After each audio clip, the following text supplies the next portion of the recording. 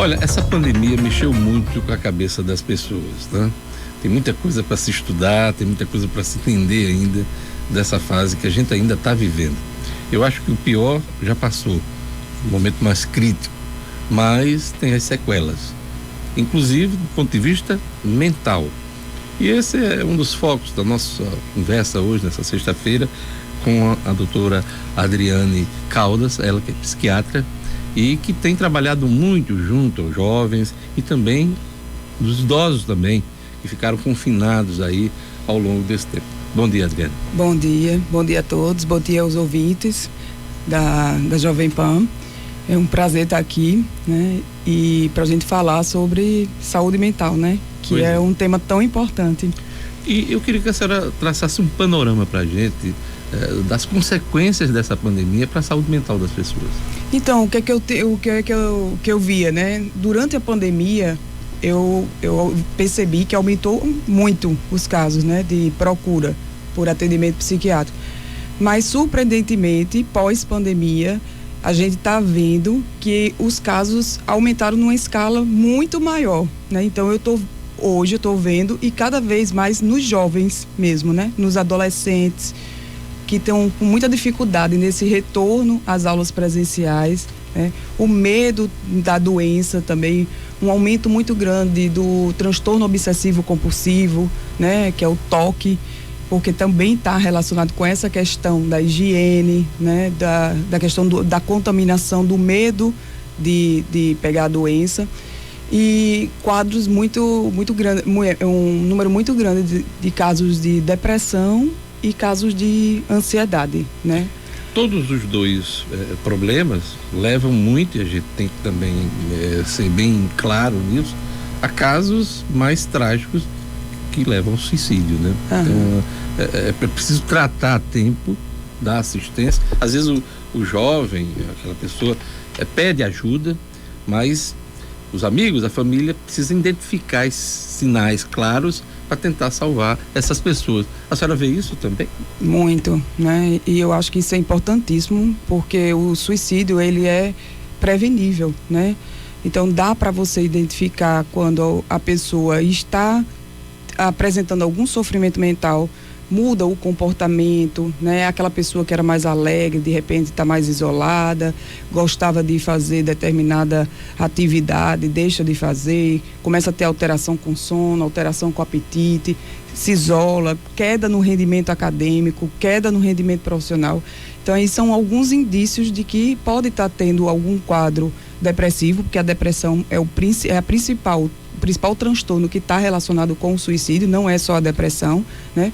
Mas é importantíssimo a gente poder identificar e encaminhar para um profissional especializado, né? Quer seja psiquiatra ou psicólogo, porque dá para prevenir, né? Com o tratamento, muitas vezes medicamentoso ou só da terapia, a pessoa se recupera e deixa de apresentar essas ideias de suicídio, né? E tem um funcionamento normal.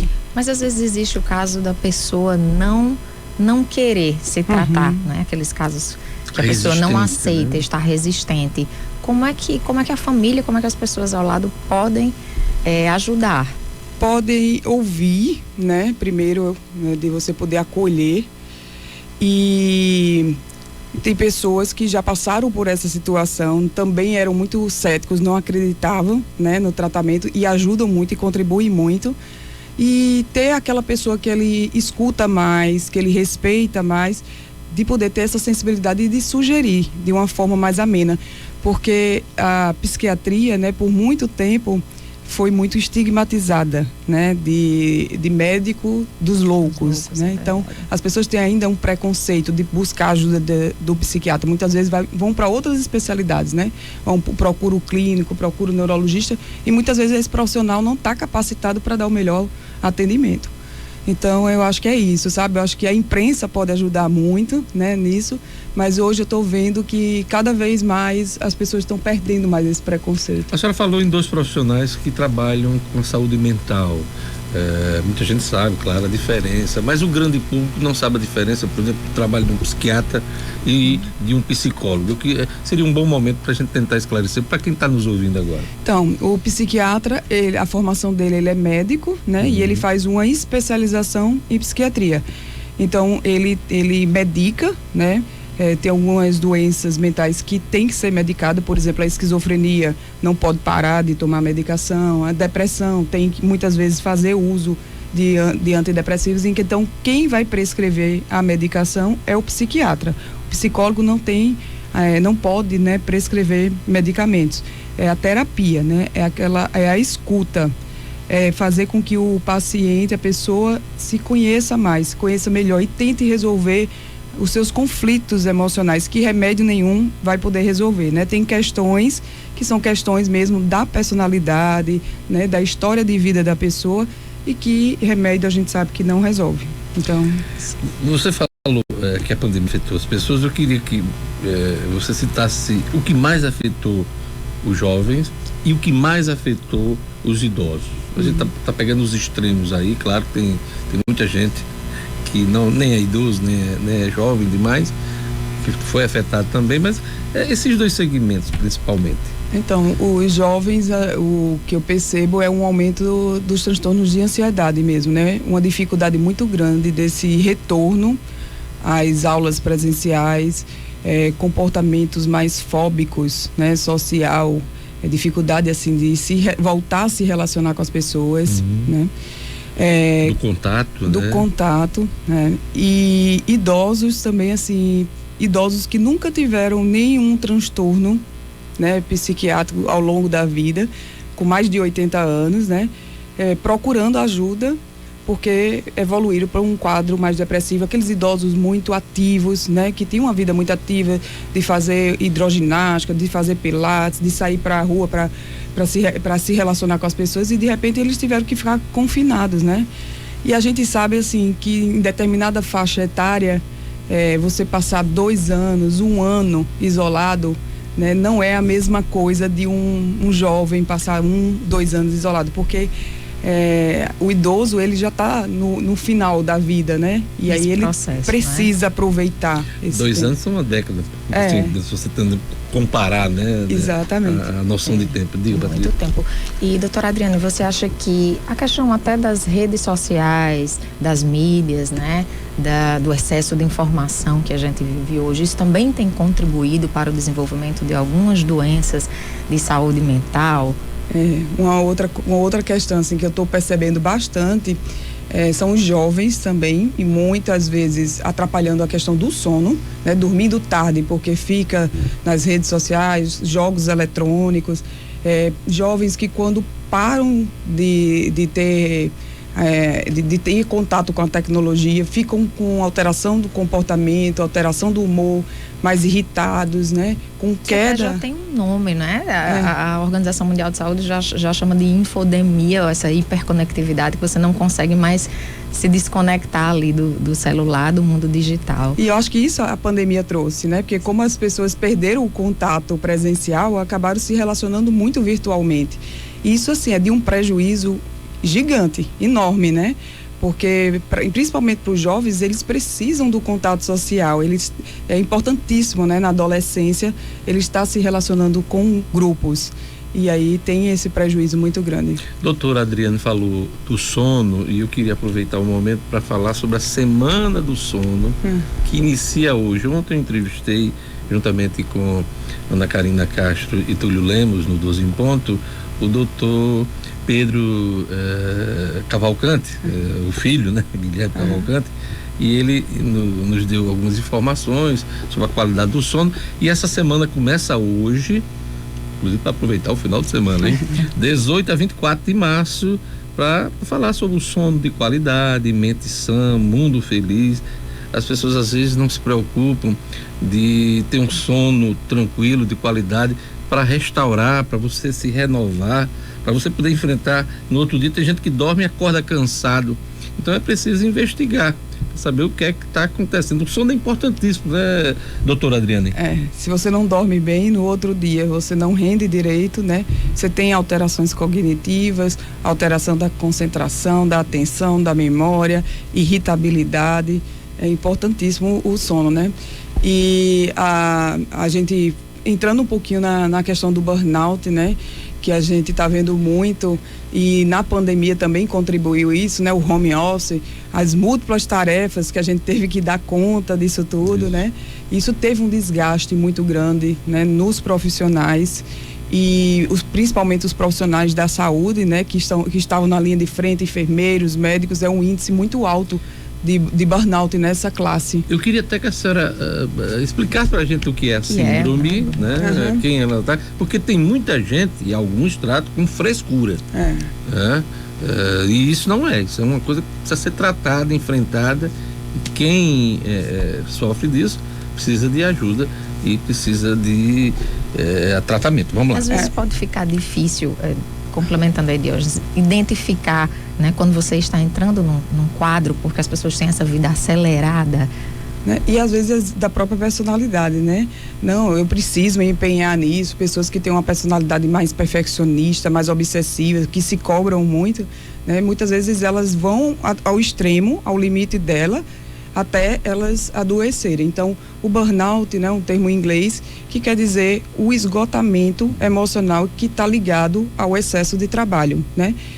Agora, a Organização Mundial de Saúde incluiu na CID-10, que é o sistema, na CID-11, o sistema de classificação, e colocou o burnout, né, dentro das doenças que estão relacionadas ao trabalho. Porque burnout não estava relacionado às doenças do trabalho, mas sim ao modo de vida das pessoas.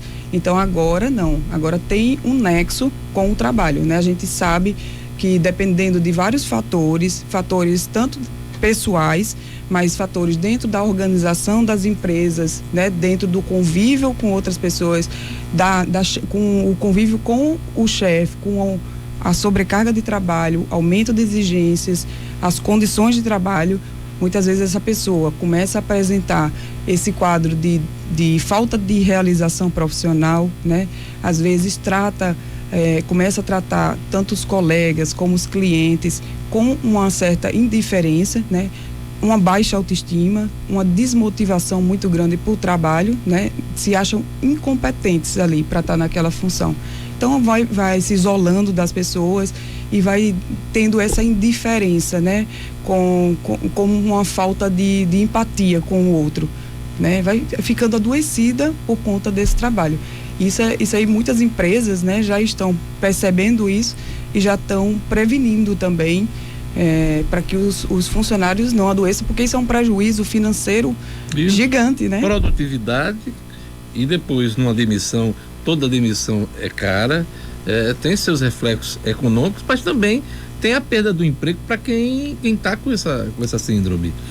A pessoa deixa de trabalhar, a pessoa deixa de produzir. Faltas no trabalho, né? Faltas no trabalho. A rotatividade que acaba prejudicando muito a empresa. Perde todo mundo, né?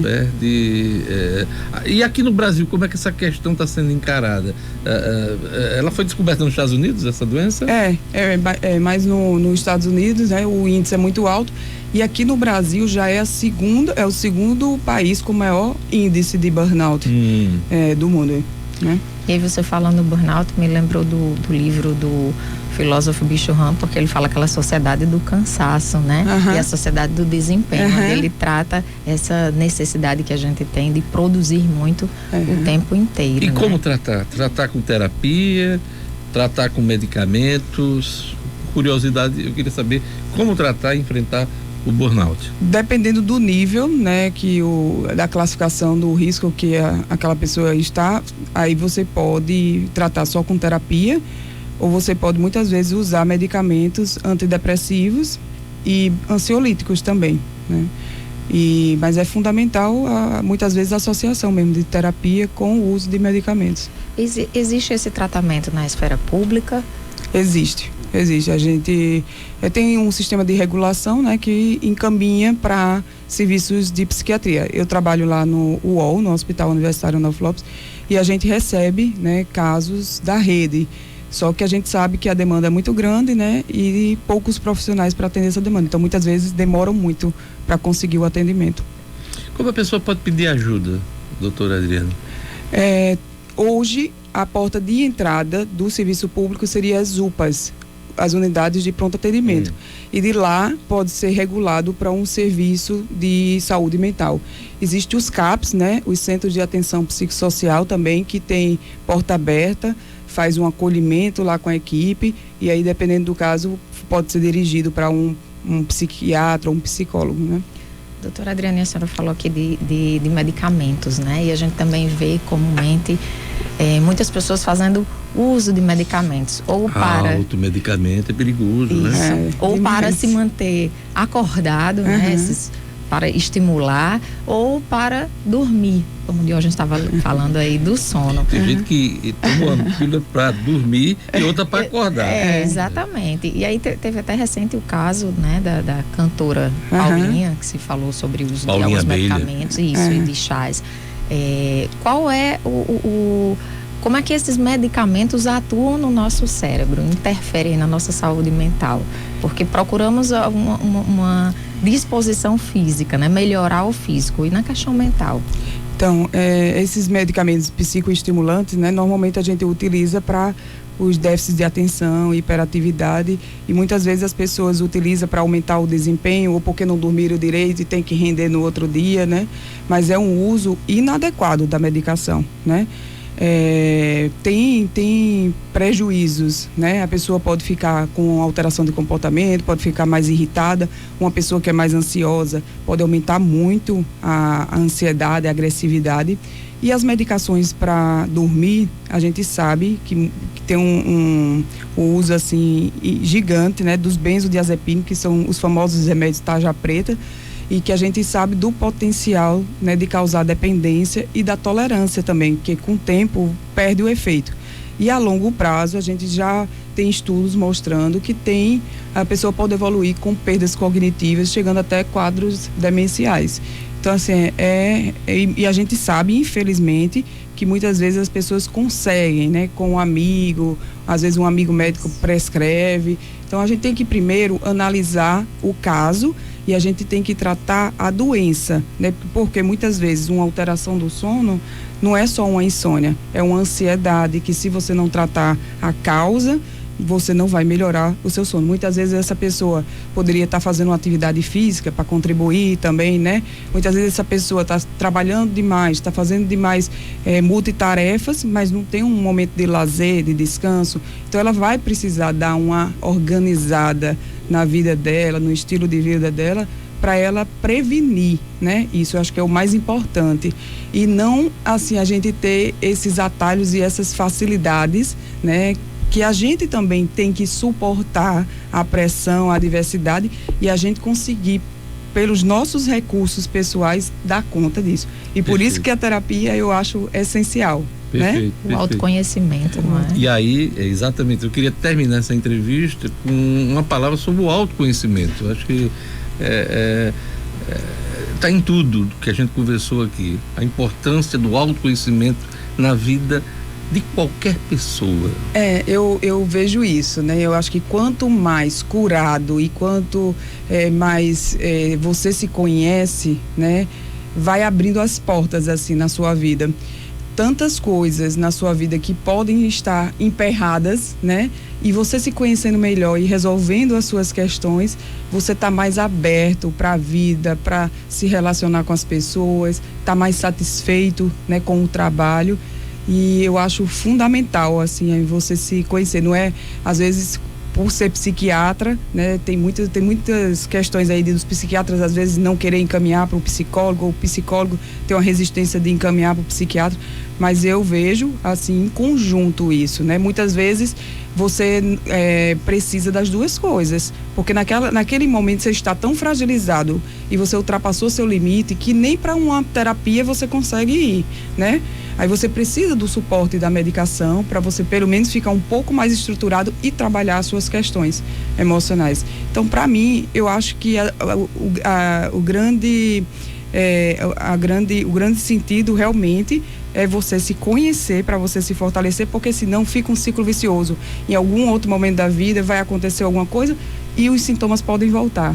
Tem que resolver a raiz do problema, e resolver a raiz do problema é você se conhecer. Muito bacana. Excelente. Palavra para encerrar com chave de ouro, viu, Patrícia? Excelente. Eu queria agradecer a presença aqui no nosso programa da doutora Adriane Caldas, psiquiatra, ela que é especialista em saúde mental para jovens, idosos, tem acompanhado muito os efeitos desta pandemia e falou um pouquinho aqui com a gente da síndrome de burnout. Muito obrigado, doutora Adriana. Até uma próxima oportunidade.